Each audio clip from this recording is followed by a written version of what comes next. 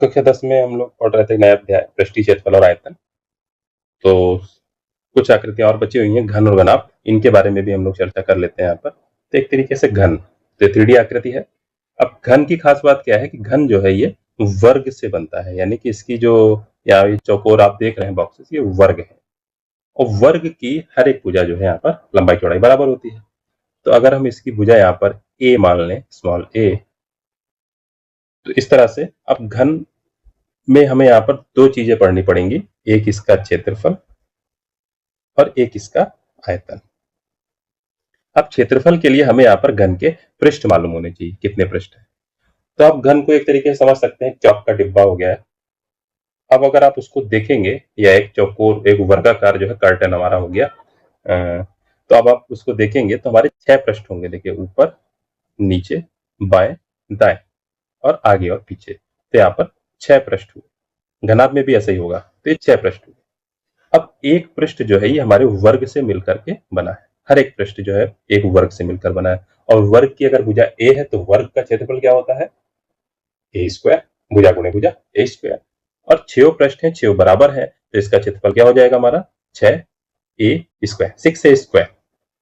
तो इस तरह से जो घन है, अगर ए भुजा का है, इसमें 6 पृष्ठ होंगे। इसका अगर संपूर्ण क्षेत्रफल पूछ रहा है, पृष्ठीय क्षेत्रफल चाहे पूछे चाहे केवल क्षेत्रफल कहे, तो वो हो जाएगा 6 ए स्क्वायर।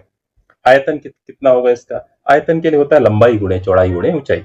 यानी इसकी भुजा अगर ए है तो ए, यानी कि ए की घात 3 या भुजा की घात 3, भुजा क्यूब। ठीक है, तो ये हमारा घन हो गया। अगला क्या है, घनाभ। घनाभ जो है हमारा किससे बनता है, तो घनाभ हम देखेंगे, घनाभ जो है हमारा आयत से बनता है। यानी कि यहाँ पर लंबाई भी होगी, चौड़ाई भी होगी और ऊंचाई भी होगी, अलग अलग है। तो आयत जो है, अगर इसकी मान लीजिए लंबाई l है, चौड़ाई एक तरीके से b है, और यहां पर जो है इसकी ऊंचाई भी होगी, ये वाली भुजा एक तरीके से, ये मान लीजिए h है। यानी कि 3 यहाँ पर बीमाएं होंगी, लंबाई, चौड़ाई और ऊंचाई। पृष्ठ यहाँ पर भी 6 होंगे। अब आप देखेंगे तो एक जैसे दो दो पृष्ठ होंगे, आगे और पीछे वाले एक जैसे होंगे, बाएं दाएं वाले एक जैसे होंगे, ऊपर नीचे वाले एक जैसे होंगे, यानी कि 2 पृष्ठ हमारे। अब आयत का क्षेत्रफल कैसे होगा, लंबाई गुणे चौड़ाई करने से। तो अगर सामने वाला जो आयत आपको दिख रहा है, तो ये एल और बी से मिलकर बना है, यानी कि एल बी इसका क्षेत्रफल होगा, और इसके जस्ट पीछे वाला वो भी एल बी होगा, यानी कि एल बी क्षेत्रफल के 2 पृष्ठ हो गए।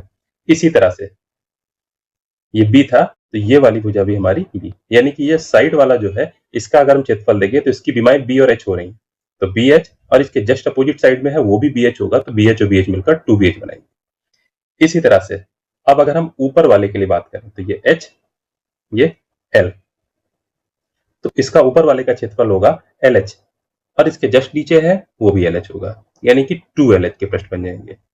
तो इस तरह से जो 6 पृष्ठ हुए उनका क्षेत्रफल हुआ 2LB plus 2BH plus 2HL, 2 common ले लेंगे तो LB plus BH plus HL, ये इनका क्षेत्रफल हो गया। और इनका आयतन कितना हो जाएगा, भुजा गुणे भुजा गुणे भुजा, L गुणे B गुणे H, तो LBH जो है इसका आयतन हो गया घनाभ का। अब यहाँ पर जो आपको प्रश्न मिलेंगे, ये प्रश्न जो मिलेंगे कुछ जोड़ने वाले मिलेंगे, घन जोड़ दिए गए या घनाभ जोड़ दिए गए, तो 2 घनाभ जोड़ दिए गए, 2 घन जोड़ दिए गए, तो उससे, तो उस तरह के प्रश्नों को भी हम थोड़ा आकृति में देख। अब ये आप सामने देख रहे हैं, तो ये 2 घन जोड़ दिए गए एक ही बीमा वाले, यानी कि अगर इसकी साइड ए थी, सारी साइडें होंगी, वर्गाकार बना हुआ है, तो इस वाले की भी साइड हमारी ए होगी। अब अगर 2 घन जोड़ दिए गए तो हमारा होगा क्या, 2 घन जोड़ने से ये जो आकृति बनी ये हमारी घनाभ की बन गई, तो हमारी आकृति घनाभ हो गई। अब इस घनाभ की हमें बीमाएं निकालनी है, भुजा। तो आप देखेंगे यहाँ पर कि नीचे वाली जो इसकी लंबाई एक तरीके से हो गई, वो ए और ए जुड़ गई, यानी कि 2a हो गई। लेकिन इधर साइड वाली भुजा ये ए ही रही, और ये जो ऊंचाई है ये भी ए ही रही, यानी एक भुजा 2a हो गई, बाकी भुजा ए और ए ही रही। तो अब इसका अगर हम पृष्ठीय क्षेत्रफल निकालें, तो फिर वही 2 इंटू एल बी है, पहली भुजा एल है, दूसरी बी है, तीसरी एच, एल बी, यानी कि 2a इंटू ए प्लस बी एच, यानी कि ए इंटू ए प्लस एच एल, यानी कि ए इंटू 2a, ये हमारा हो जाएगा इसका क्षेत्रफल।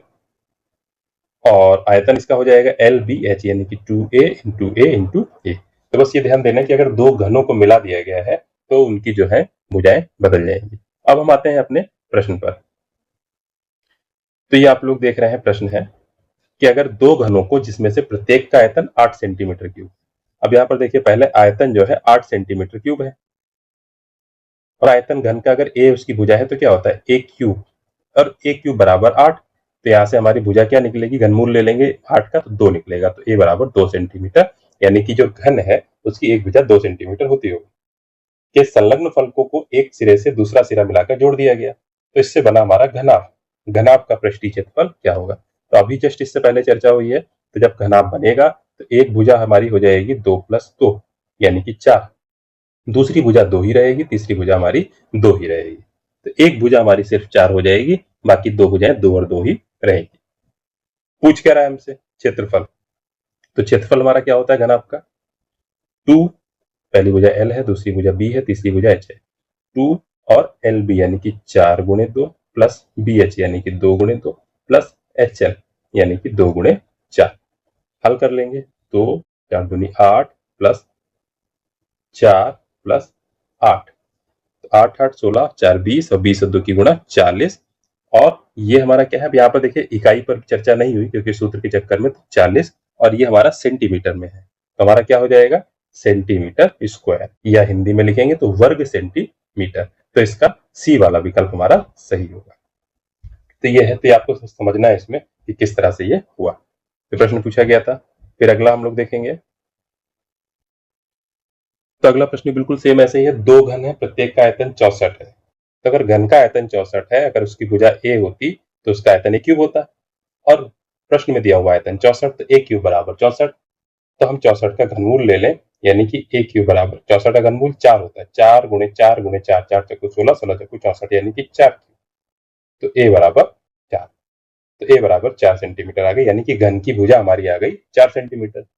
अब इनको मिलाकर जब हमारा एक ठोस बना दिया गया, घनाभ बना दिया गया, तो आपको पता है कि एक भुजा जो है 4 + 4 यानी कि 8 हो जाएगी, और बाकी दो भुजाएं हमारी 4 और 4 ही रहेंगी, यानी एक भुजा L, एक भुजा B, एक भुजा H। तो इस तरह से घनाभ की भुजाएं जो हमारी 8, 4 और 4 हो जाएंगी।